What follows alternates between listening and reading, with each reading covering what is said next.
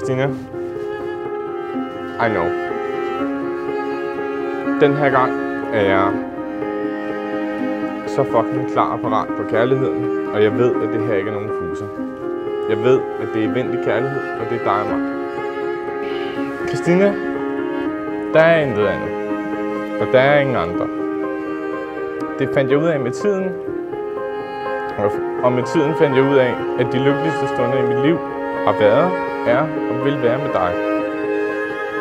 På de mest paradoksale måder, som kun kærligheden kan vise sig, tror jeg, har de mest ulykkelige stunder også på en eller anden måde ombåret dig, eller i hvert fald fraværet af dig.